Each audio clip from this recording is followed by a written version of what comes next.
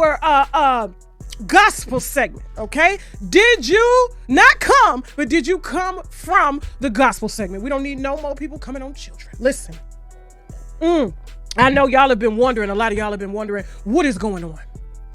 Why is everyone up in arms on YouTube? Tasha, why would you expose your friend Dr. Larry Reid live like this, okay? All right, listen, all right? So I want to fill y'all in. Now, y'all are asking, why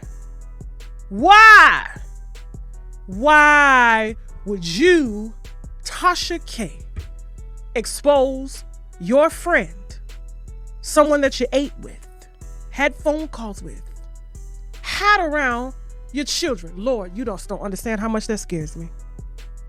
My heart beating fast right now just thinking about it. That I got a son that was in the presence of an alleged predator. And I ask you, because that's a very good question, what type of friend would I be if I didn't expose him? Like, what type of friend would I be to know these things, to accept these things, and sweep them under the church rug as elders have been doing for years? Is that what you call friendship? No, explain to me what friendship is. Please, somebody. Before we play this very disturbing, very detailed, very graphic account of 15-year-old LAVONTRAYE Andrews, who Dr. Larry Reid Live has acknowledged in court paperwork that has since been dismissed by Larry. That has since been dismissed because he uses the law and the church law to bully, intimidate, and in my opinion, prey on people who are financially weak, spiritually weak, mentally weak, vulnerable, and underage weak. Okay? Said in this lawsuit that upon information and belief, Mr. Reid is the sole member of LRR. Okay? And not only that, he earns a good living creating gossip content about churches on social media. He gossips about everybody's church but his own. But how is it that you out here exposing every church but your own? Where in the hell do they do that at, as they say?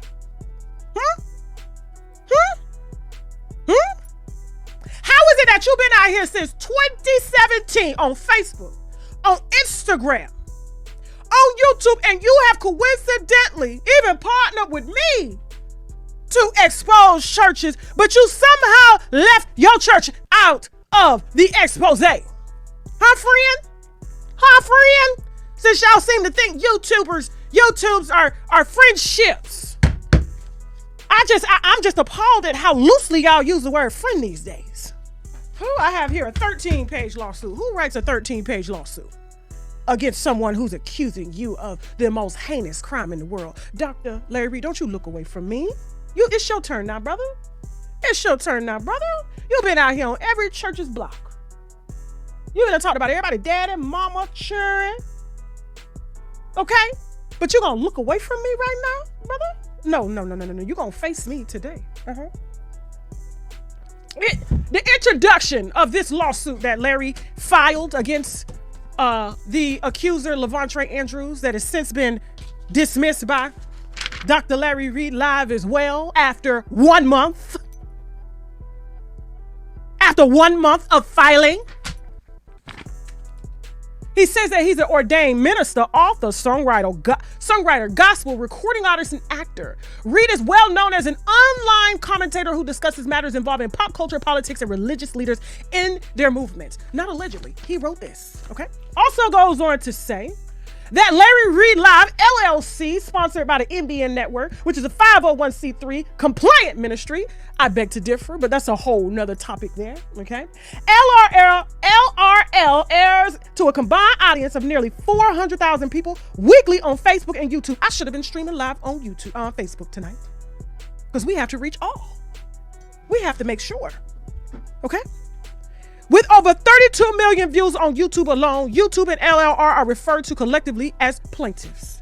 This is the frivolous lawsuit he filed and dismissed less than 3 weeks after it was filed against the accuser that is here with us tonight with receipts. He says that the defendant, LAVONTRAYE Andrews, is angry with Reid for unrelated matters. Unrelated matters. How do you file a lawsuit and you say that the defendant, LAVONTRAYE Adams, who was 15 years old at the time that he's alleging these things, was angry with Reid for unrelated matters, and you filed a lawsuit, but you don't put what the unrelated matters are, sir? What are the unrelated matters? And to any other YouTuber that wants these court documents, please email us. We will gladly send you the file and you can review them as much as you want. You break it down, you dissect it, you figure out what this language is, because I'm having a hard time. Because if in fact the defendant was angry, which according to the story that y'all are gonna hear tonight, he was well within his right, because he was violated at 15, according to him.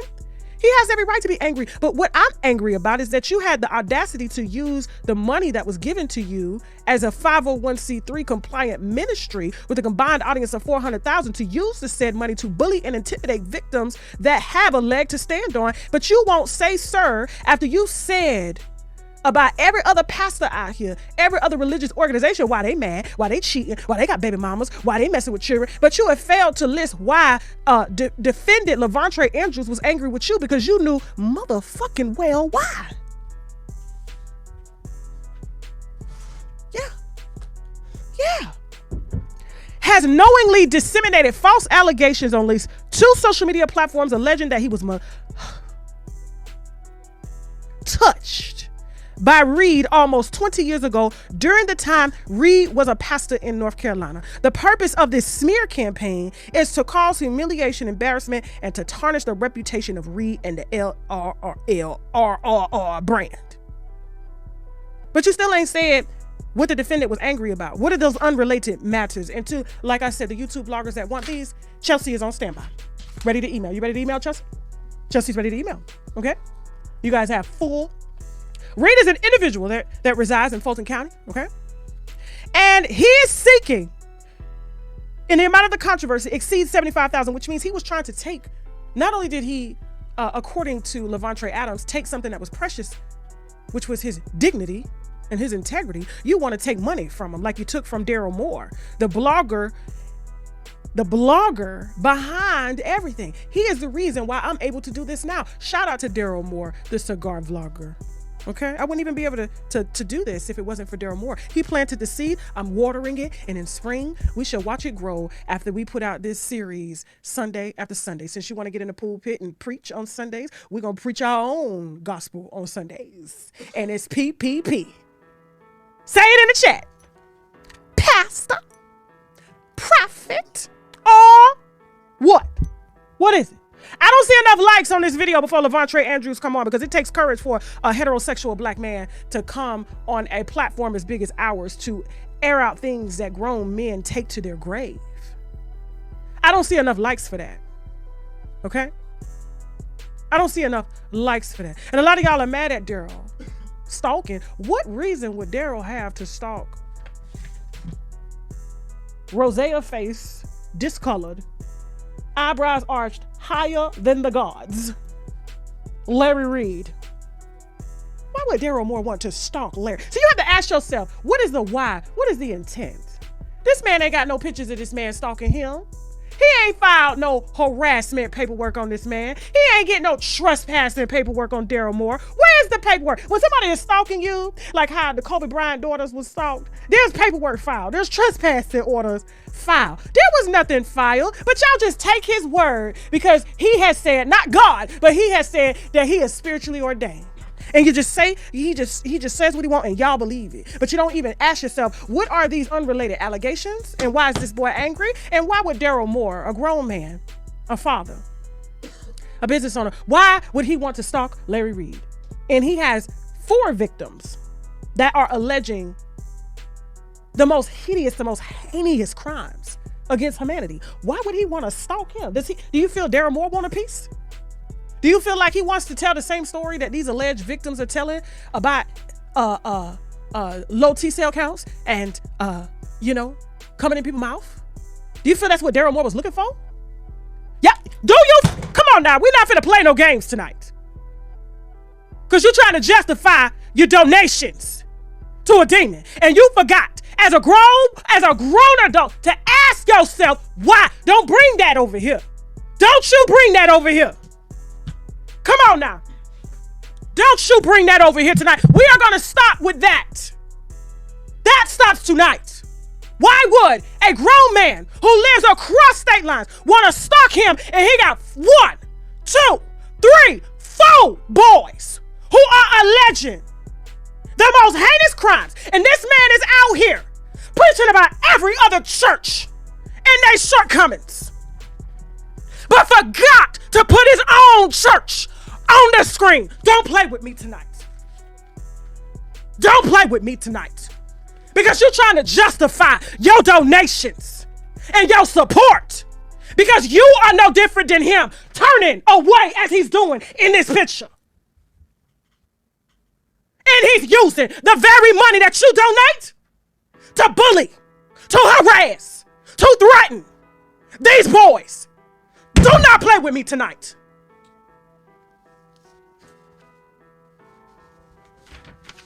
I'm a friend, remember? How could I be biased? I'm his friend. I ate in his house.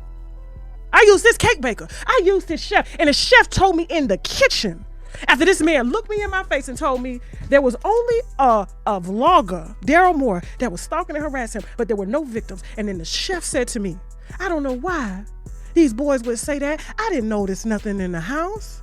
Well, sis, you didn't notice anything because you were cooking and eating cooch.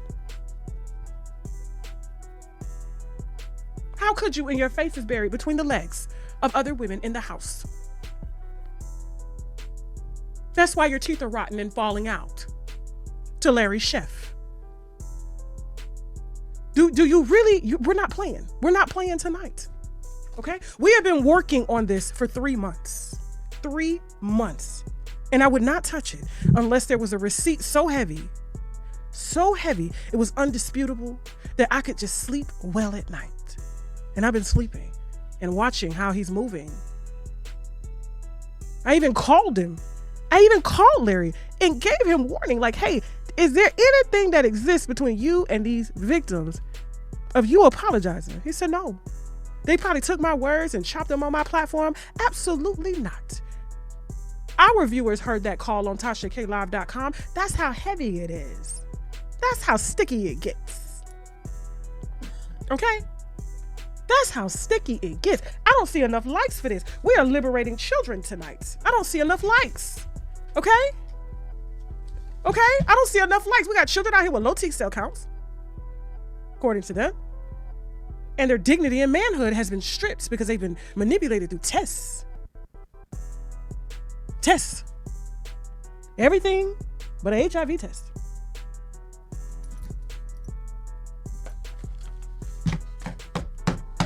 And to every member that donate, listen, I ain't here to convince you. I'm just telling you, you ain't coming over here with that damn mess. So you can continue to support, donate, do whatever it is you want to do. Pay for the medical bills, whatever it is that he got going on, you pay for that. You use your money for that. I am not here to tell you what you use your God-earned hard-earned money to tithe with. And when you're on the prayer calls in the morning and he's asking for that 666, you donate $6.66 or $666. You just remember what that 666 really stands for. When you on them prayer calls in the morning on Patreon. You do that. Come on now. Come on now. I'm not alleging anything. These are the victim's words. These ain't my words. These are the victim's words. And it's hard to believe that these men, why would they want to come out and just lie like this? You just got to understand. And then he don't even want to tell what they're angry about. Why? And if they are angry, would they not be in their right mind? Let me keep it. Hold on for a second. Hold on. In 2007, Larry says, who was 17 at the time, him and his mother needed a place to live. This is the court document. This is what Larry is saying. And the family moved from their home in Rayford, North Carolina to Raleigh, North Carolina to live with Bryant. So he put this on his cousin. Said they didn't live with him, the cake baker. Larry Reid, they lived with the cake baker and his wife, whose teeth is rotten from probably eating his cakes and eating too much cooch. And she didn't see nothing because she big and was buried between legs of women, but was married to a man. The cake baker. This is everybody in Larry's circle. Okay, and as a part of the ministry, Bryant routinely allowed displaced families and their children to stay with him and his family until they got back on their feet. So he put it all on Shamako. The man's name is Shamako. The bald head guy that's always with Larry. He makes sure everybody keep a bald head now. Easy to wipe off when there's residue and stuff that's being spit out and stuff, you know? Or just... And continue, he said that LAVONTRAYE Andrews was 17 at the time, and he displayed troublesome and unruly behavior. In 2008, the defendant, who was unable to maintain a steady residence, requested and was allowed to move into the home owned by Reid. So you acknowledge, after you said that there was no home in the police report that LAVONTRAYE Andrews filed right after he confronted you about doing this to him. But you failed to mention that. You told your viewers over and over, you told the internet that it was, how could I do something and it was a dwelling there? It wasn't even a house. How could I do, it was a dwelling. Now you're alleging. See, this is how you don't remember your lies, sir. But when I do my breakdown of it, when it's all out and I put the timeline together, I've already downloaded all the videos and the statements. So you can't go back and delete videos now because you talk too much. And I let you do that for 3 months while we were out in North Carolina interviewing and still interviewing to this day, okay? So listen. You said he was unable to maintain a steady residence, requested and was allowed to move into a home owned by you, and he filed a police report about that home he was allegedly violated in.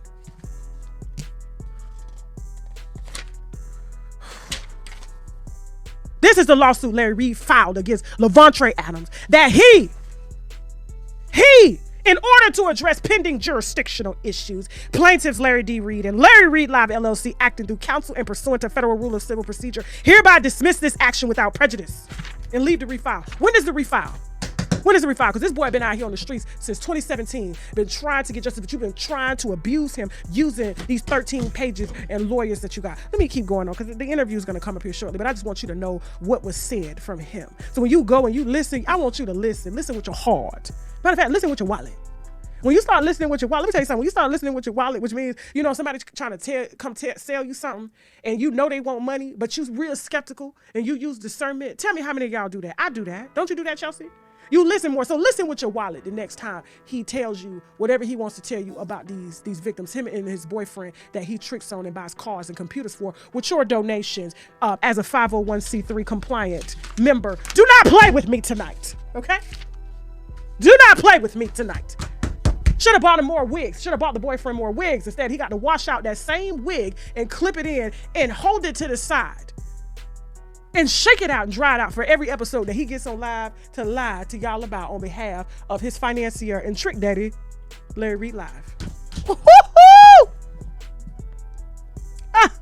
I'm telling you, this was God's moment tonight. I don't even know how I'm doing this. I cannot do this on my own. This is not me. Hold on. Because Larry just got a whole lot of pretentiousness in this lawsuit, talking about how many viewers, how much money he makes, also advertisements and subscribers. The same thing he tells y'all about when he talking about his diamonds and millions of dollars and reality shows with BET and, you know, Yolanda Adams. That's why we played Yolanda tonight, because, you know, that's the language we all understand. The battle is not yours, it's the Lord's. Before we get to, so he said on his YouTube channel, Daryl Moore, the cigar vlogger that y'all claim was stalking Larry, revealed a 2018 police report cover from Raleigh, North Carolina. The police report does not bear Reid's name, but shows the Olesty Drive home street address and reflects an allegation of forcible fondling. You're going to hear about forcibly fondling tonight from LAVONTRAYE Adams, telling a story about him at 15 years old. Okay? And Moore invited the defendant onto his YouTube channel, where the defendant claimed that he filed the police report. So, and alleging, we're talking about Daryl Moore and LAVONTRAYE Adams, okay? Because Daryl Moore was the first to give LAVONTRAYE Andrews a voice. I'm the second, he's the first. Alleging that he reported that he was touched at the age of 14. Reid was never contacted, no charges were ever brought, and there is currently no active investigation into this claim by the Raleigh Police Department. How do you know that and there's a police report, sir? How do you say that there's a police report, but you say there's no active investigation? How do you know that? After an interview on Moore's platform on April 20th, 2021, so let me tell you, this is how far back these allegations go. Reid sent the cease and desist letter to the defendant through his counsel. As a result, he didn't send a cease and desist letter to LAVONTRAYE Andrews. He sent the grown man who was telling a story about his 15-year-old experience with him. He sent a cease and desist letter to the vlogger. So if I could scare the vlogger, the victims will stand down. Never once. There's other ones that are claiming low T-cell counts and stuff, but this is the first lawsuit and the first to be filed and dismissed by Larry Reid himself. This is and it happened as of December, November last year. So you mean to tell me they've been out here on your account since 2021, and this is the first lawsuit that you've ever filed about these allegations, and you dismissed it for the first time ever because it was the only one you filed, all within a month's period. Do not play with me. As a result of the cease and desist letter, it appeared that in refrain that reading false child touching rumors until his most recent alliance with Bishop Lamar Whitehead. What does Lamar Whitehead got to do with you and these boys? These boys telling about a story that happened to them when they were living in your house, that you said was your house. Okay? You done brought somebody else in here. In that case, you should have added Bishop Lamar Whitehead to the lawsuit, but you didn't. You didn't. Okay? Hold on for a second. All this is about Whitehead. What does this have to do with? And Whitehead is not on this lawsuit. Like, what are we doing? Same thing you was lying about on your channel. Whitehead. Somebody trying to take me down. These boys was here before Whitehead even entered the picture. What does Whitehead have to do with this? And these boys were here before Whitehead, the bling bling pastor, showed up on the scene. And trust me, nobody will miss him. He's shining. He's blinging. He said his diamonds ain't cloudy, but yours are. Come on now. Nothing about, the only thing is only one page about LAVONTRAYE Andrews that he filed this lawsuit about, but the other 12 pages are all about Whitehead, and nothing explaining angry with Reid for unrelated matters. Nothing.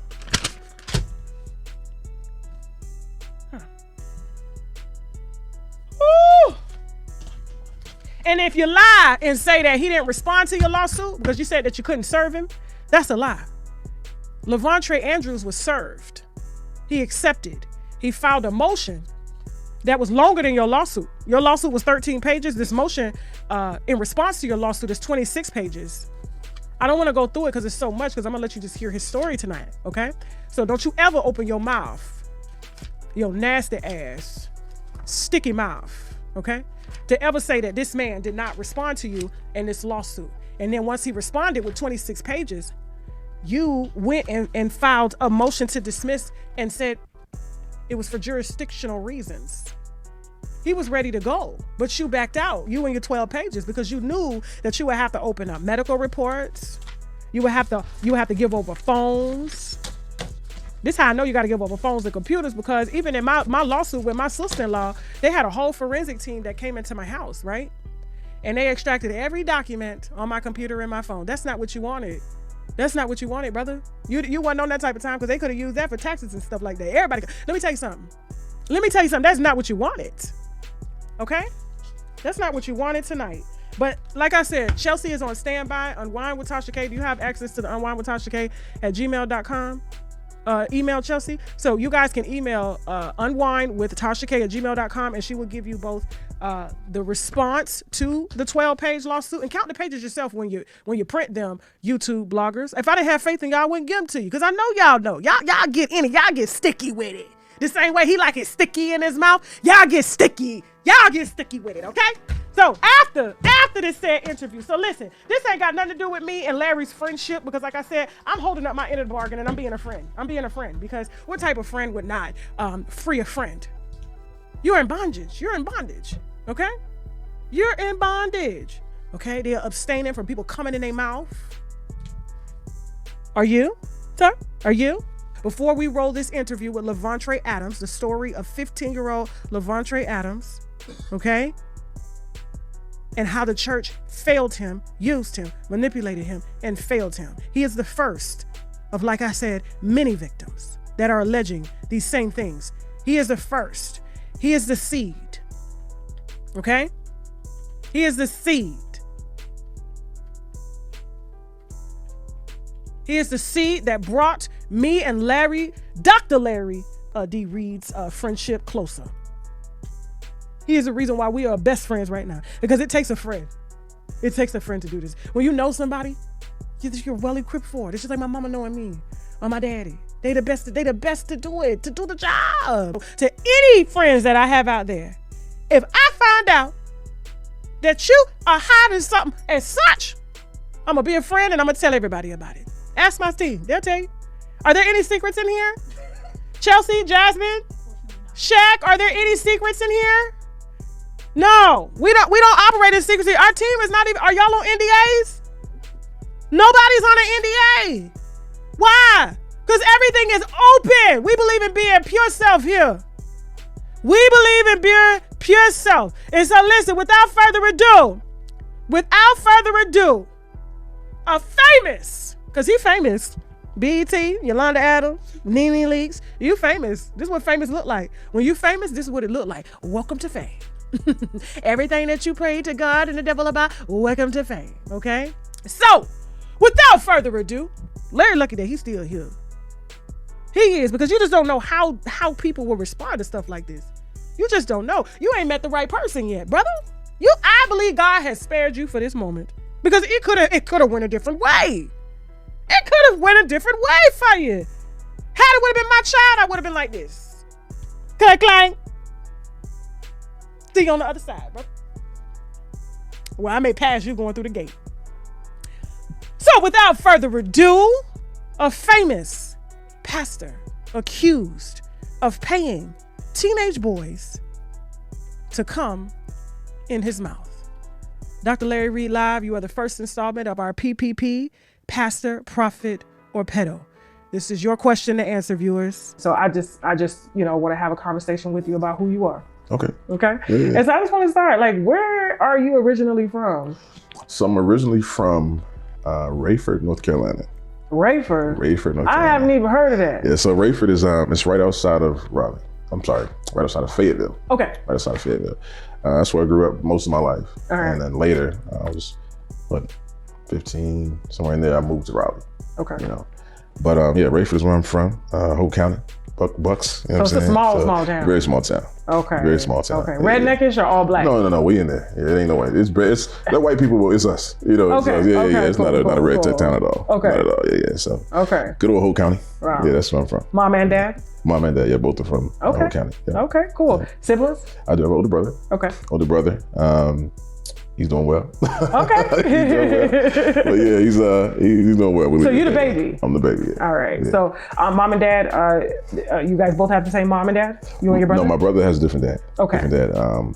He was in the house with my dad up until they got divorced when I was 9. My brother's 4 years older than me. Okay. But he was with them, 3 or 4 years before I was born, together in the house with them together. Okay. And they divorced, and that's the way that went. So do you know your stepdad as dad? No. Oh. Yeah, I know him as a good guy. Okay. I know him as my mom's husband, and but not dad though. Like my dad is in my life. Okay. Yeah. So but this is like my mom's current husband. Mm-hmm. They've been married like 5-6 years. Okay. Yeah, so I met him as an adult. So it's just kind of like weird to be like stepdad, But he's a good guy though. He's not, Oh, my mom, she's on her 3rd marriage, so I'm just like, it happens. I just call him by their first name at this point. I got too many daddies going down the list. You know how it is, you know what I'm saying? So tell us about your childhood growing up with mom and dad, and what was that like? Well, they were married 13 years before they got divorced. Your mom and your dad? Yeah. Okay. Yeah, they were married 13 years. It was dope, being in the house with my mom and dad. I loved it, I loved it. They seemed to love each other. A lot of what my mom was in that relationship, it kind of taught me how to look for a wife. Mom was a really, really good wife. Really, really good wife. And he knows that, and still knows that, to this day. So just didn't work out, life happens, So, but yeah, I was there, being me, being a kid. I love sports growing up, love music. Okay. Still in music now. My mom is actually the reason why I started playing in the beginning. Okay. What instrument do you play? Drums. Yeah. Oh, okay. Yeah. So you was one on the bleachers. Yeah. That was you?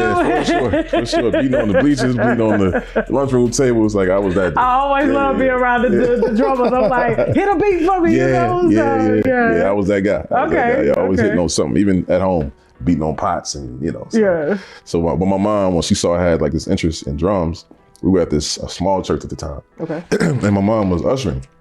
And I remember her coming, the drummer that particular Sunday didn't show up. I had never played a day of my life. Okay. And she came up to me, she said, I'm gonna let you play these drums. I said, if you mess up, I'm gonna make you get off, right? And now I'm like, oh my God. So I'm stoked. And from that day to now I've been playing. So, you hadn't messed up. Nah, I didn't mess up. Wow. Thankfully. Yeah, so now. And you got a whole career. Yeah. You're traveling. I travel, maybe to do what I do for a living. Okay, so do you travel with like major artists and stuff? Every situation is different. So I have, my current situation is not like a major artist, but it's an established organization. Okay. That's been established since like 2004. And they've done world tours at this point, you know, in and out of the country. So wow. Okay, all right, cool. So you know, mom puts the drums in your hand. How was like elementary school for you and stuff? Elementary school, I was me, just on a smaller scale. You know, I've always thought I was just the coolest guy, and I got that from my dad. You know, my dad was my superhero. You know, and the reason for it was just like everybody liked my dad. You know, so I'm like, I want to be that guy when I walk in the room. What he is when he walks in the room, I want to be that. You know, and I just emulated that from a very young age. You know, so you look like him. I do. Yeah, I do. I do. I'm darker, but I look like him. Oh, so he light skinned as well? He's not light skinned, but he ain't dark skinned. He like in the middle. Okay. Yeah. Like he's like in the middle. So, but yeah, my dad was my hero, and that was, like I said, in elementary school, I can remember flirting with the teachers, and, you know, like at that age, right? Yeah. And it was because of my dad. You know, it was because of my dad. I just thought it was the cool thing to do. You know, always, you know, complimenting and, you know, little stuff. So grades were good? They were decent. I think I was more distracted by that stuff. You know, they were. Women? Yeah. I was distracted by, I want to be the cool guy. I think I was distracted by that early. And you had rhythm too. And I had rhythm. Everybody liked the drummer. Yeah, everybody likes that. You know, it come with the territory. Everybody liked the drummer. So. But I was a regular kid though. Nothing crazy. Nothing crazy. Elementary school was, I think we moved like twice maybe, and I played ball. You know, I played for a rec league. Yeah. But yeah, typical life as a kid. Nothing crazy. What about high school? High school was a little different. And we probably can get more into that. I don't know later if you want to. But like, I guess entering into high school, middle school. Okay.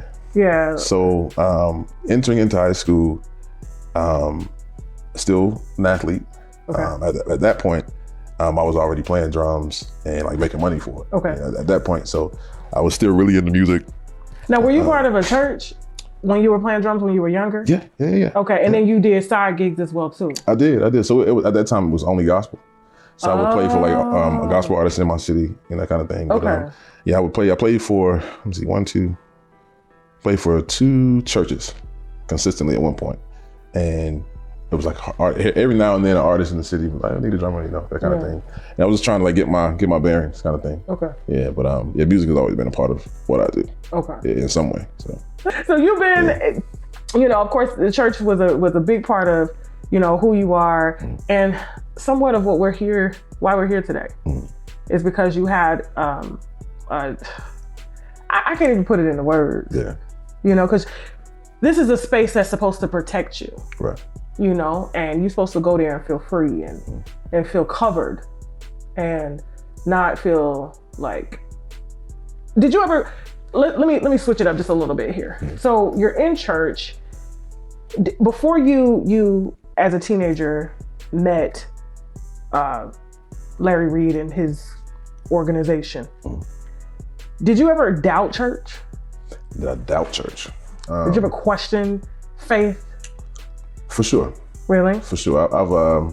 I've questioned, like, is any of it real? Not just church. Okay. But I question, like, is this actually something that's real? Like, and I've also had questions like, is this the right faith? Is this the right thing to believe? Yeah. Like, is what they're saying more correct? Is, you know, so I had those kind of questions just because of the kind of personality I had and have still. Okay. Like really analytical in terms of just how I view life. And but more specific to the context, I didn't question the church before I met him in terms of what I believed the church was. What I believed the church was didn't come into question until after I met him. So I can say that in context of what we're talking about now. But generally speaking, like that was my personality, the question. You know? Okay. I just kind of want to see how you felt about church before we get into that. So it was a healthy relationship. No, for sure. Because I mean, everybody does question it because it's like, I'm supposed to look right, look left, don't turn this cheek. You know, it's a lot of structure. Yeah, it's culture. Yeah, it's culture. Like my mom, that's how we grew up, and I saw my mom transition from clubbing to preaching. Okay. You know what I'm saying? I saw that transition, and so to see what I would have described as positive impact on her and the way that she lives her life, it gave me like some evidence of like, okay, whatever this thing is she's believing that we're going to every Sunday, like it works, you know, to an extent, you know what I'm saying? And so that was really like my mom was really the healthiest reference for me as a kid. Like the way my mom lived her life as a Christian, like she really believed it, and her faith made me believe. I'm like, okay, well, my mom was really disciplined to this. So I can see that it seems to make her a better person. So why not? You know? Any childhood traumas? Outside of we ain't on okay. But any childhood traumas, like were you ever in trouble? Were you like going to jail or juvenile? You know, hanging with the wrong crowd, fighting. So when my mom and my dad divorced, I went on this. It kind of put me in a space toward men in general. Okay. Like I said, my dad, he went from being my hero, the guy that I emulated every day. Like I'm taking his clothes and putting them on just so I can have my dad's clothes on for the day, like that kind of stuff, right? He went from being that to being absent, you know? Yeah. And it gave me like this perspective about men. And for a while, I was just trying to find myself. And so like in that space, like it made me angry for one. I was really extremely angry for a while. And in that space, it did make me feel like, well, if he can't love me, then the streets can love me. Okay. I did have that thought. I joined the game at the time. I'll say this. As a kid, I was never arrested. Okay. Never any legal trouble at all. Okay. Nothing. I've been in situations just because of like the people I was around, but I myself wasn't doing anything that would put me in a situation. With the exception of just being there. Right. You know what I'm saying? Yeah. So that happened a few times, like being around just the wrong people at the time at parties and that kind of thing. Now people shooting, you know, that kind of thing. Like, so, but nothing to where I'm like, I'm not out here robbing nobody and all this. Like I was never that guy. I was never the gangster. You know what I'm saying? You wanted to be I really wanted to be, because I'm like, if I'm the gangster, then all of what I'm feeling, it ain't gonna bother me. Because I'm a gangster, you know what I'm saying? Like, it's not gonna, I want to be the thug. I want to be, but I was too like, I'm me. How old were you at the time? At the time, I was probably, well, maybe it was after 12. Okay. After 12, before 15. Okay. Yeah. So like that's usually the rebellious stage for a boy too. You're going through puberty and stuff. So and then your parents divorced. They divorced. So that's it's totally normal, especially when you're used to a family dynamic and then that is disrupted. So you go off looking for other versions of a family. That's exactly what it was. Like my mom was amazing, but she wasn't dad though. You know, and so because of that, it made me feel like I had to be my own dad. Especially like when you have a son, so you may have felt this at some point, but when a mom probably always knows this, I would assume. When a teenage kid becomes sexually active, not kid, teenage boy specifically, becomes sexually active, it changes something about our makeup. Like now we feel like we're grown.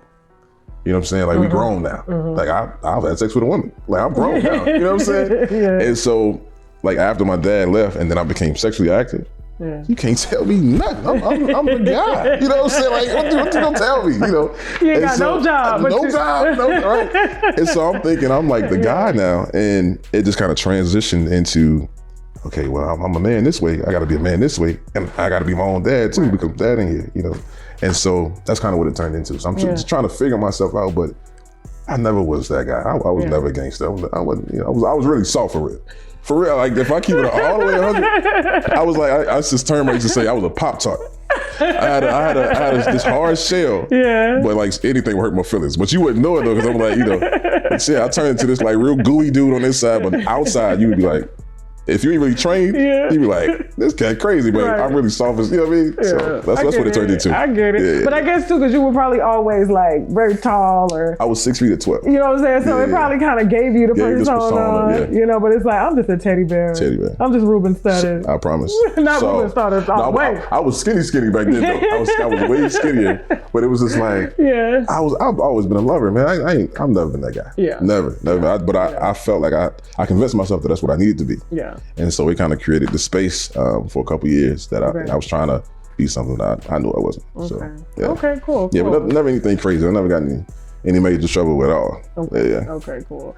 So, all right. So high school is, I guess, somewhat just kind of normal until when did things start to shift? So you're in one church, right? Mm-hmm. How did you come to know Larry Reid's ministry? It was my mom. Okay. It was my mom. So she visited the church. I think she visited. Like somehow she came in contact with these guys. What was the name of the church? At the time it was it the Breakthrough Temple or the Breakthrough Church? It was Breakthrough Temple. Okay. When did things take a turn? How long until you attended the church? I would say it was less than a year that I think the grooming started. So you said it took about 9 months to a year for them to start grooming you. So did they start within 9 months to a year, or was it, when you think about it, did it start the moment you came into the church? I think it would, and just to be clear, we're talking about Reid.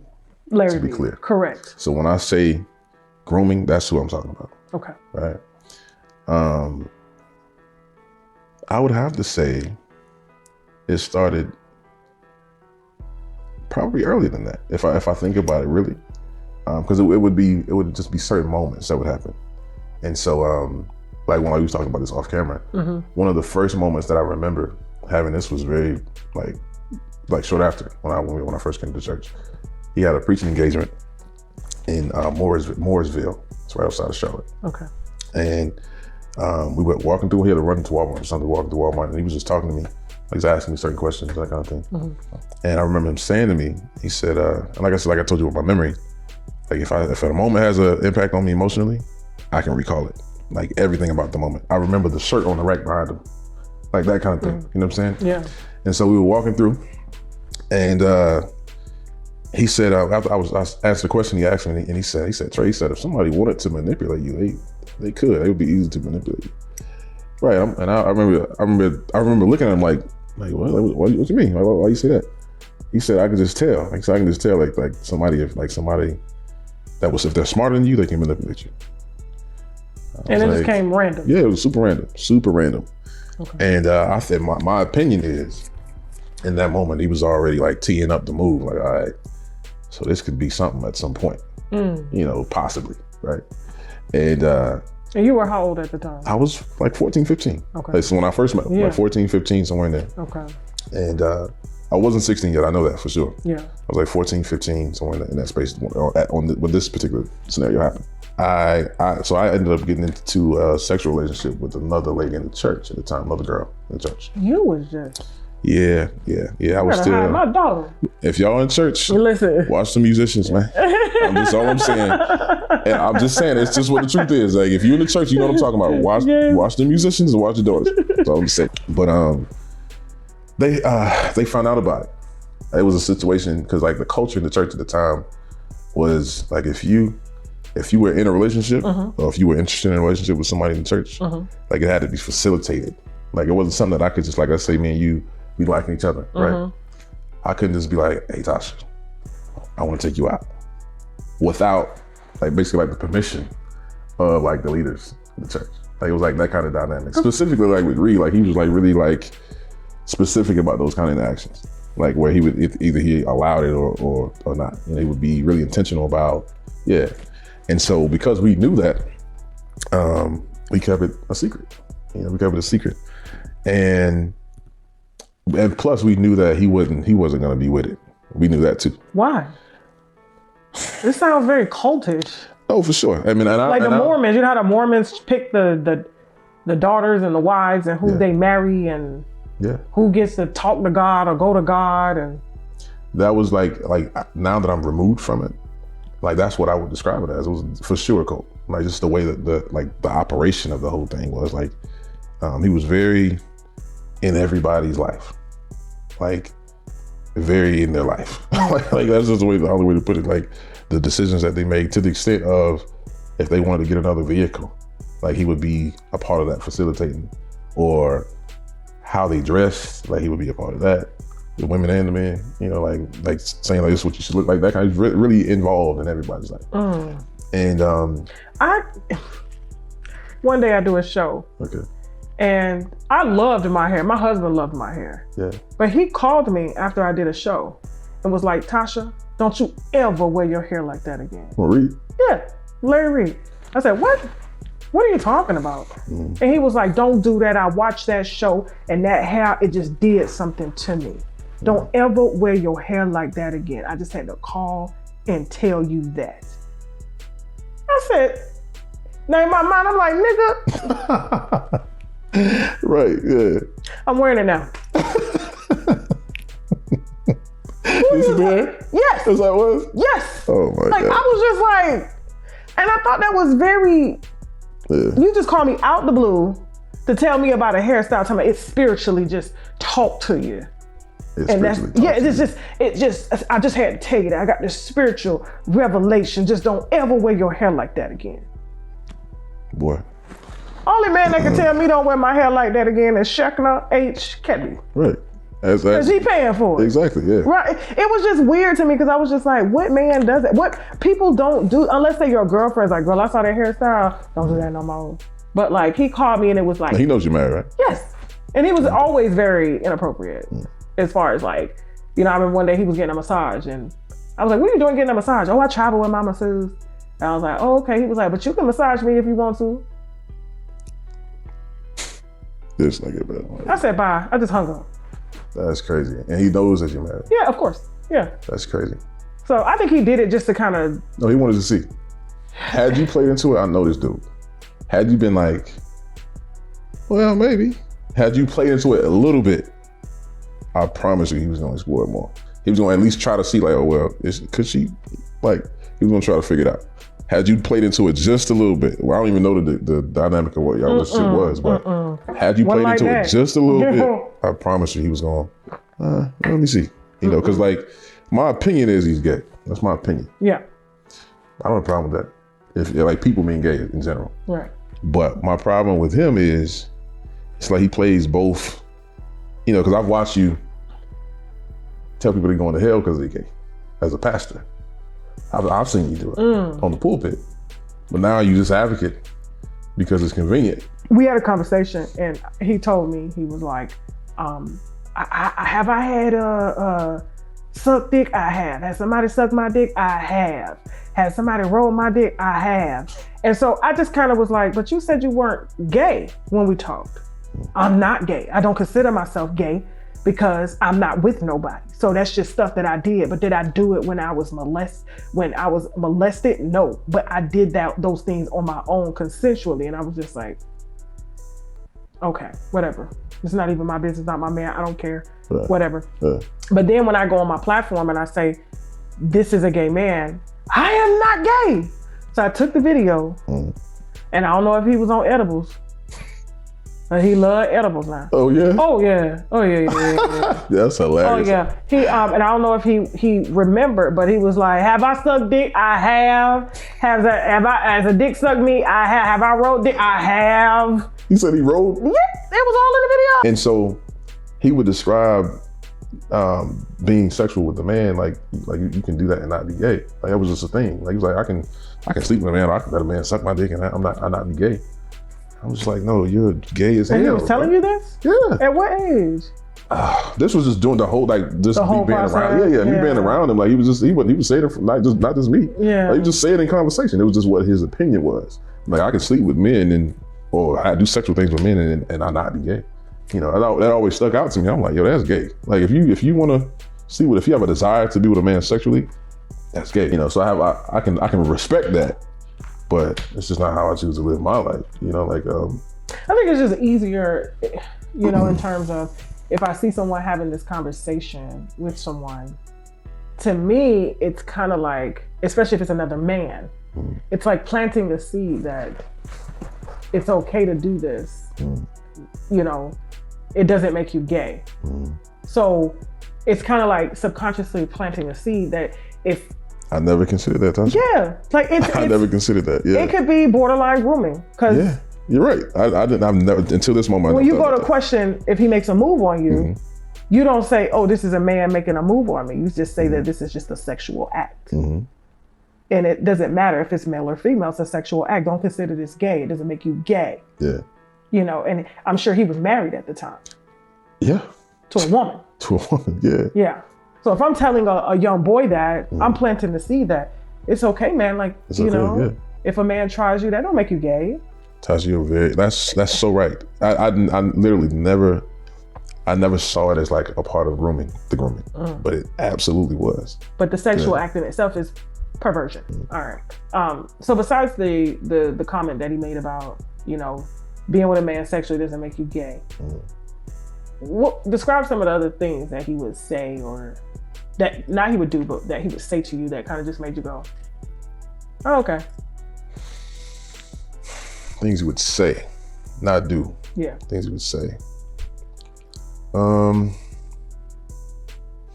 I think I always had an eyebrow up about the company he kept that would be from his past. So there'll be these guys, he was like, oh yeah, this is my best friend I've been knowing for, you know, all this time. And they would come around and they would be really feminine guys. And that always stuck out to me, like, and then anytime we would meet new people, immediately he would be, oh yeah, he's gay. He would start saying like, and after a while, for me, it became like, yo, why is like everybody gay? Why do you feel like everybody's gay? And why is that the first thought? Like it's like immediately you go into their sexuality when he would meet people, and because he does gospel music, and so you know we had these musicals and you know performances and stuff, and he would go into that like, oh yeah, he's gay. You know, this person is gay. But let's go because I know I don't want to. Are you comfortable with going into the acts? Oh, that's why we're here. Like I've done the work. And I think that's a really important piece to discuss for several reasons. Okay. One of them is this narrative that he's trying to create about me being so angry with like my whole reason for this, you know, even me doing this interview. He feels like it's because I'm angry with him. And he described this in his paperwork that he submitted. He said, my reason, I think the way he described it was smear campaign. That's the verbiage he used. He said, it's because I'm angry that he cut me out of his life.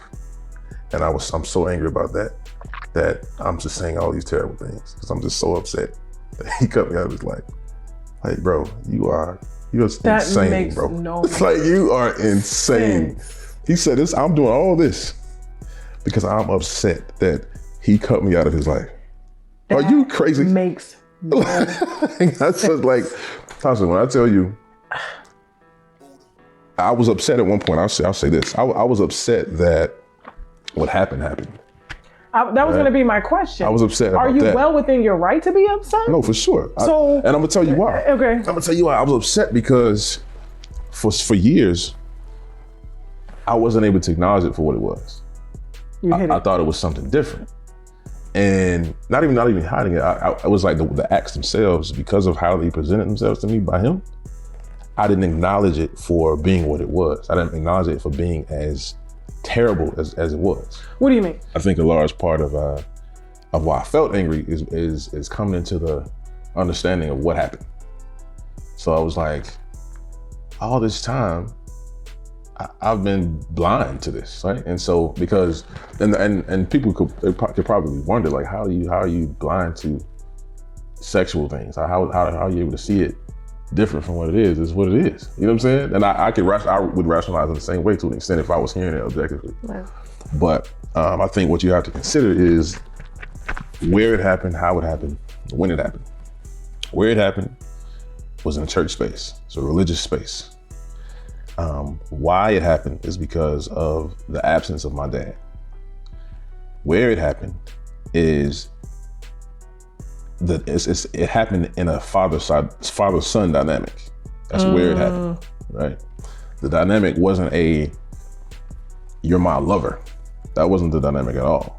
The dynamic was, I'm your father, and this is actually my way of protecting you.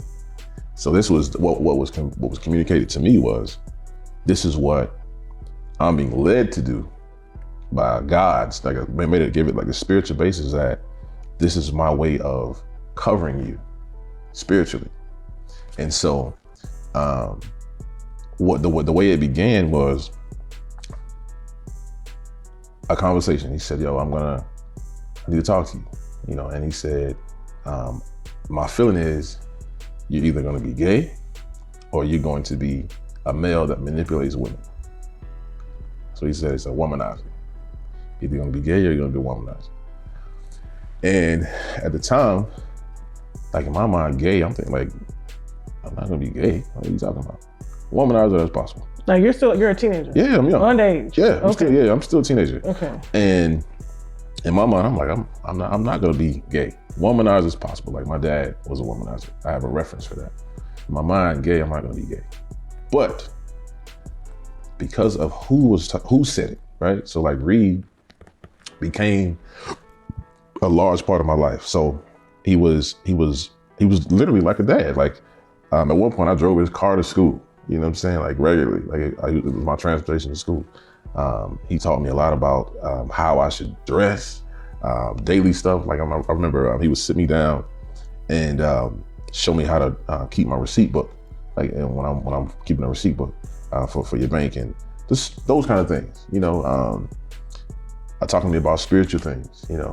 And it created this, like I said, father-son dynamic. Like there were even times where he would have to preach and he would want me to drive him. It would just be me and him. And he had some type of preaching engagement and I would drive him to the engagement, like I'm his adjutant kind of thing, hold his bags and, that kind of thing in church world. So it became that. It was a very father-son dynamic in my mind, right? And the vulnerability of that is what made those moments confusing because, like I said, all of it came from a spiritual basis. He was like, yo, this is what I feel like I need to do to protect you, because he was like, it's gonna happen anyway. He said either you're gonna be gay or you go be a womanizer. So this is my way of sheltering that and kind of like helping you along to make sure you end in the right spot. I remember him telling me that he wanted to do these tests on me, and he said I want to do these tests because he was saying like he said he had some tests. Actually, because he asked me, he said that I think I was gay. He asked me if I thought I was gay. And I said, no, I wasn't gay. And then he was like, are you sure? I said, yeah, I'm pretty sure. And he kept probing, right? And like the way that he was probing was like, should I be considering if I'm gay? I'm thinking that to myself, like the way the way the questions was going. Yeah. Like, should I be thinking, like, or considering that more? Like, what you getting at, And so he was like, well, I have some tests I can do that would help you determine if you're gay. And because by the end of the questioning, I'm like, yo, am I gay? Like, no, I don't know. Like, no, I don't know. I'm trying to like, am I gay? Like, yeah, I might be. Like, I'm trying to figure it out, right? Because like how he's questioning me.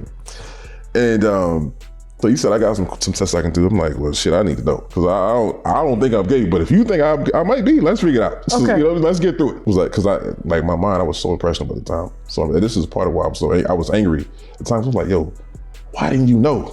Why didn't you know? So I had to go through that whole process too, of like even forgiving myself. Yeah. Because like the version of who I am today, that could never happen. What was the test? Okay, so it took him like a week to do it, a week or two. It took him a little bit to do. So he let you fester on it. Yeah, and I'm like, Can we get to this? Yeah, I'm like, bruh. And I would say it in front of people, like in a way that he would know what I'm talking about. Like, bro, when are you gonna do these tests, man? I need to know. Like, what you talking about? Like, when we gonna do them? Like, I'm not knowing what you're talking about. It's funny now, but as a child, I would not be laughing. You're a child. Yeah. It's thinking back, it's comical now, for sure. It's definitely got some humor to it. But I was dead serious, like, man, like I need to know. You know what I'm saying? And so he was like, all right. Finally, he called. So he called me to his room. Now, were you living with him? Yeah, I was living with him at the time. Okay. Yep, I was living with him at the time. Because there was a few times where I moved in, moved out, moved in, moved out. It was like a couple times that happened. But this was one of the spaces. Before you get into the test, what made you move in with him? So what was that? How did that even transpire? So initially, I moved in with him because the young lady that I ended up having the sexual relationship with, we were in the same house. And so they wanted me to move with him. So me and her went in the same house together. So they found out about you guys? Yeah. But why weren't you staying with your mom? My mom at the time, she lived not far, but it was like a situation like when she came to the church, she was really intent about me having positive male role models. Okay. At the time, it's really intentful about making sure like, okay.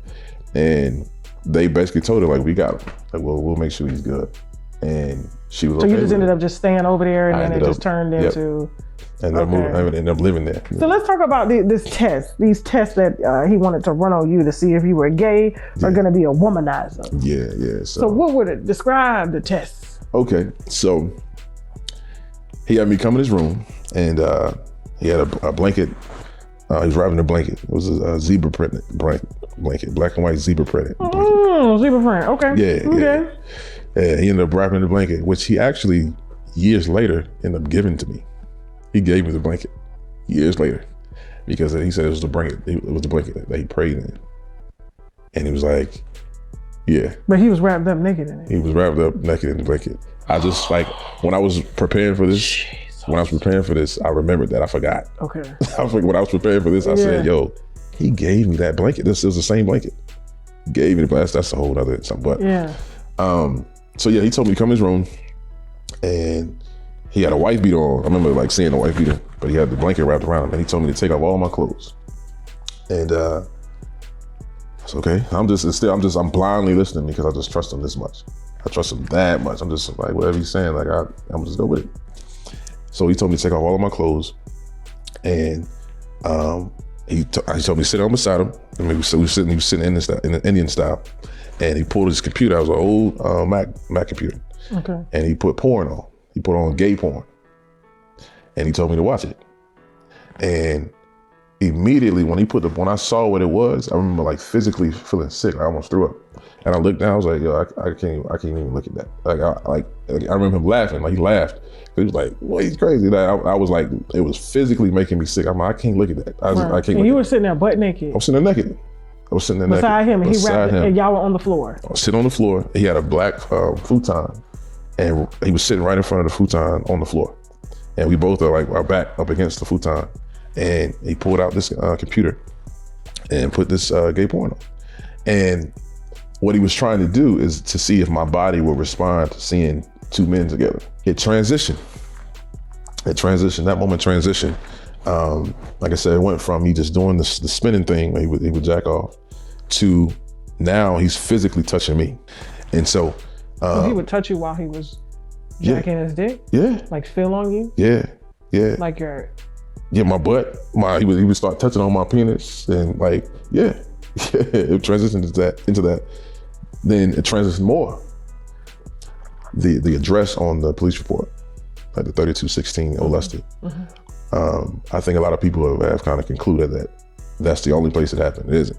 It's not the only place it happened at. He lived at a house, and what I'm about to describe now is where this happened at. It's called Grace Park. I don't know if it's the same name now, but it's called Grace. It was at the time, it was Grace Park in Morrisville. And so he told me to lay on the bed this time. I wasn't on the floor. Every other time I was on the floor. So he wanted me to lay on the bed.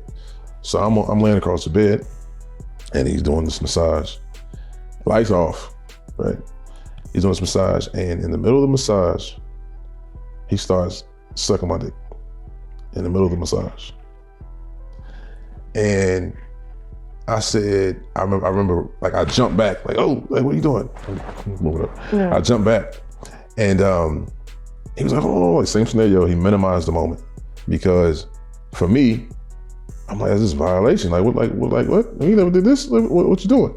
And because of who he was to me, I was able to bring my mind to a point. I'm like, okay, this is Reid. It's okay. This is Reid. It's okay. Let's calm down. You know what I'm saying? And that was the first time that happened. It was supposed to be a church, and he gave me oral sex, laying on his bed. And like I said, he gave it like this spiritual thing. Like he made it a spiritual thing. They gave it a spiritual thing. Like, it's all right. Like you're, cause he was tired. Some reason he didn't want to be at the church. And so what the interaction that he and I was having, it's like I'm doing the prophet a service because, you know, he didn't want to be at church or for whatever reason.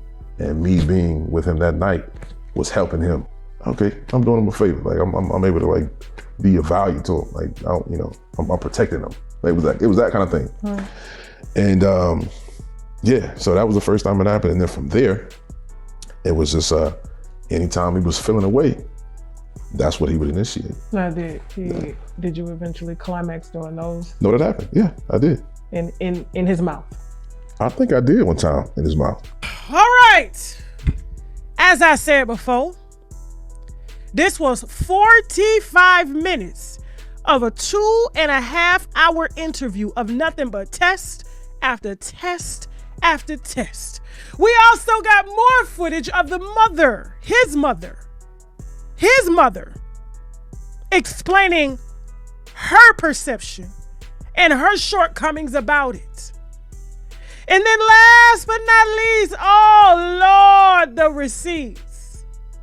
The receipts of Larry Reid Live apologizing till he was blue in the face with cum on the face to 15-year-old LAVONTRAYE Adams.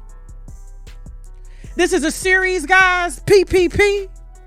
If you guys want to go and watch all of that, we did just enough that was approved for YouTube without this being striked as inappropriate content. And so, because the stuff was heavy.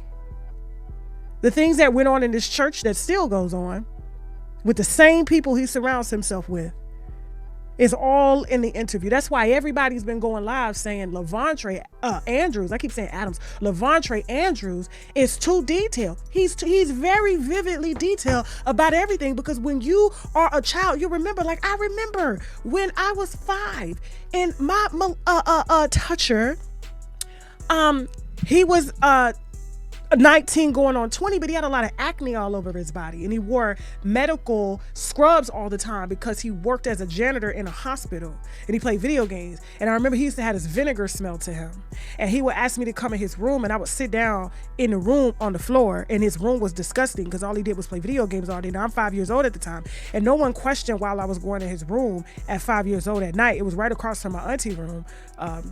And so it was just kind of like, okay, Tasha's in there, you know, with Alan, he's playing video games. But what they didn't know was that Alan would take down his scrubs after he had been cleaning toilets and patients' rooms up all day, and he would ask me to play with his stuff that had acne all over the legs, all over him, and then he asked me to give him in the room. And then he would take down my pants and have me squat down, and he would go from the back and lick me. And I remember the room. I remember the vivid details. And let me tell you something, what I did with this whole 2-hour interview. I spent almost an hour and a half talking to LAVONTRAYE Andrews about things that are familiar to him. It's sort of like what they do in polygraph tests, right? So you ask them about their childhood, about things that you know that are true about them. Is he married? What's his mom's name? What school did he go to? So you start to get a sense of how they answer and how comfortable they are before we even moved into the graphic details of what he alleges went on between Dr. Larry Reid and him at the time at 15 years old. And it was the same pace, beat by beat. Beat by beat. He didn't tense up. He didn't do it. He's able to kind of laugh about a lot of the things now because he's done 10 years of therapy. So, and in these receipts that I have with Dr. Larry Reid Live, okay, the receipts that he tried to give. Oh, Larry, I got to tell you, man, you. This is why I believe God is a woman, because like just watching you, how you maneuvered out here, because I called you after I had done this interview. I called Dr. Larry Reid Live and I said to him, I said, listen, I'm thinking about taking the interview. This is when I was thinking about putting it out. right? And I said, and I want to know, are there any receipts that show you apologizing to this man? He said, no, absolutely not. I have the recorded call. It's on TashaKLive.com. And I said, are you sure? He said, absolutely sure. I said, you sure? Absolutely sure. I said, so if I decide to take this story, you're saying that the receipts that I have, you did not write, even though I know that you wrote them. Absolutely. And if you touch this story, you're going to be held accountable, he says. Dr. Larry Reid. I said, oh, yeah? Oh, okay. So you're telling me that you don't want to come on the platform and address it, and you're denying with everything in you there's no receipts that exist. He said, absolutely. So now I said, now watch him go look. And he went and he tore up every DM, every text message, every phone. And he found the receipts that I said, and he found them and he gave them to his boyfriend with the wig. But he gave his boyfriend one screenshot of the conversation and acknowledged. Let me tell you how great I am. I'll tell you how I know God is a woman.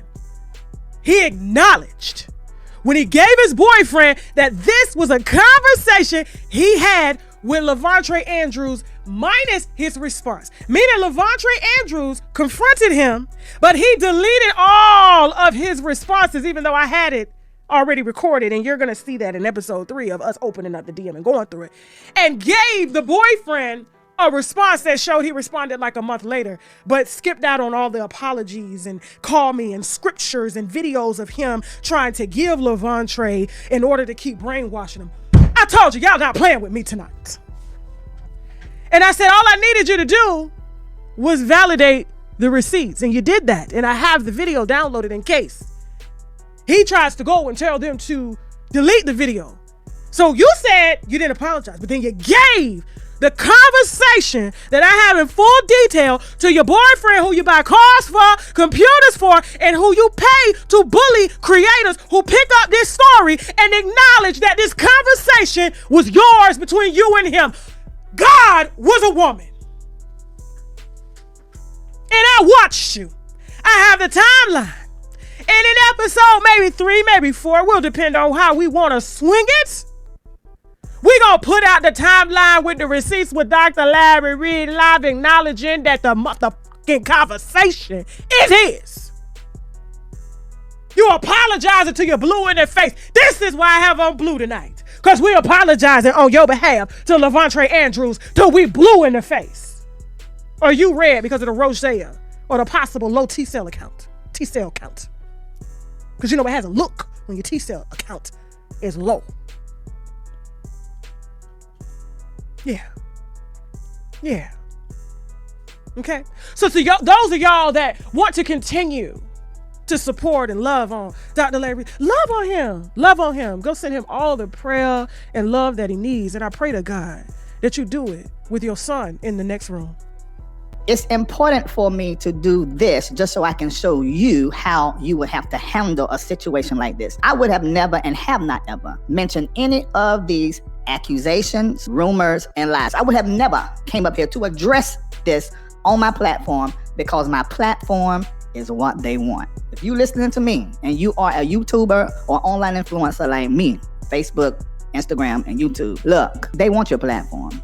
And everyone that says that they are a friend and come into your life as a friend has been a plant and has been sent. That's right. There are 3 people who entered my life for the purpose of trying to overthrow this platform. They are Bishop Lamar Whitehead, who also paid 2 other people to come into my life. I know y'all gonna find this hard to believe, but I'm that special. Tasha K, and they have united. And then there's also, I forgot, this came to my mind, the person that originated all this in December of 2019. And these people have joined together to find every disgruntled, mad, obsessed, fanatical person that has ever been in my life. I have not worked for anybody but myself since I was 17 years old. And because of that, I believe with all my heart that this other group that I just found out about, that's right, another group. There's a whole group of Black church pastors that have now united with Tasha K. That's right. They have united with Bishop Lamar Whitehead. They have united with that first YouTuber that started all this stuff in December of 2019. And they're using and working in concert with all these old members with accusations, rumors, and lies. You know, because I sued the first YouTuber. I consulted the prophets. Now, I don't know if y'all got any prophets in your life. I'm talking about people who have predicted the future, who can see into other countries. They can't stand it. They've been out here doing it longer than me, trying to get, and they just can't get Hollywood. They cannot get white folk. They cannot get people in power to support what they do. And it's because y'all bad people. As simple as that. Change your life. And maybe things will go better. So this is what I want to do. I want to do this. And I did not want to do this, and I don't want you to feel like that I'm not speaking on something because, oh my God, they're telling my business. Hell, I done told all my business, I don't know how many times. I done told everything is possible to tell about me and gonna continue to do it. And then you got foolish folk, greedy folk, envious folk right up around you. That thing it's a disaster. And so now every pastor I have ever spoke about, every gospel artist are now in cahoots now with Bishop Lamar Whitehead, Unwind with Tasha K. And then I got to tell you about people who were paid and planted in my life in July after Bishop Whitehead ordeal that went viral on my platform. And then to see them use a fragmented, hurt, still working through his identity and stuff, someone that I mentored and entered my life personally at 17. And then you pull his mom, his wife, who entered my life when she was, I think she was 19 or 20, who lived in one of my homes. Even when the 17-year-old that lived in my home, there were people that was living there. I've been pushed into this. I really was bullied into talking about this. I talked to my lawyers, most of them upset except for one. Now there's some things I'm not gonna share because it's folks' secrets. When I love somebody, I love them forever. So I can't hate these people. I don't like what they're saying. I don't like what they're doing. And I have never kept anybody from telling their story the way they want to tell it. But let me tell mine. And so I'm gonna expose the entire camp that's working together. I'm mad that a black woman, y'all know I fight for black women, and a pastor, I fight for pastors. I know y'all think I don't, but just check my track record, are using black people who aren't even in the money that they see in their life, these people don't dream about that type of money. And you use your influence and your money to now manipulate them to use their story that you know is not true, and you're gonna use it now just to come at me because you don't like me. I would never do that to anyone. If you're looking, hit the like. Go ahead now. I'm gonna tell y'all what my prophet said for me to do and my strategy on how to handle this. Somebody said surviving Bishop Whitehead. And I don't hate him and the YouTuber that originated. I don't hate him. I'm surprised at Tasha K. Cause the biggest lie, oh Lord, let me say this. I can't even hold this to the lie. I can't hold this part. Cause this is the main thing. When the young man, I don't even think I'm gonna say his name no more, because I don't want him to think I'm hurting him. I still love him. You can't not, I don't know how to do that. When he first done the interview with a YouTuber in 2021, excuse me. He said I was 14, this is what it said, 14 when I was molested and fondled, forcibly fondled. Know what the hell I look like, forcibly fondled? First of all, y'all know number one, I don't like dicks. Everybody know I shot it on this platform. I've had my peen everywhere and I have enjoyed plenty of things, but not baby arms. My enjoyment has been chest meat, puss, and bread basket. Everybody's bread basket, don't matter who you is. My enjoyment has been chest meat, puss, and bread basket. Everybody's bread basket, don't matter who you is. My enjoyment has been chest meat, puss, and bread basket. So you got with him, who is a broken person, always have been, and there's more to him we're gonna share tonight, and let him tell that story. And then when he realized that he didn't know me at 14 and nobody knew him, then he got with the second interview with Bishop Whitehead and said, oh, I was 15, I got it wrong. You still got it wrong because I didn't know you. You might have knew me if you visited the church or my name in the city, but y'all didn't even come to my church until you were 16, unless y'all came early before you turned 16 in October. So you got to fast forward. You got to tell another interview because the one don't. Now see, this thing, y'all know Tasha K already knew this because we were friendly. She knew the whole story. So all this reacting and can't believe lies. She knew everything. And she knew that he did not know me until he was 17 years old. Have a relationship with me until he was 17 years old. She knew it. So that's why she purposefully put in her title 15-year-old. And then they started gathering all these people from my former church or from the city I was in, the state I was in. And I'm like, this is weird. And I was wondering how they were financially pulling this off. But now I know there's a group of preachers that are texting it out. One preacher that's texted it out to everybody is Jamal Harrison Bryant. I hadn't planned to say all this, but I feel an anointing. I didn't plan to say all this, but I feel an anointing. It's coming. I feel it. It's coming. I feel it. It's coming. I feel it. I wasn't planning to say this. What is a bread basket? Armand Wiggins' bread basket is what you twerk on your show and jiggling. I see why you got a boyfriend and everything. But that's what that is. Everybody on my platform all the time. No, that's what bread basket. Chest meat is actual, right? Tits. Puss. I mean, just add a Y on it. You know what that is. And peen. So a whole bunch of preachers that I've done story on are in cahoots, directly or indirectly, with Bishop Whitehead.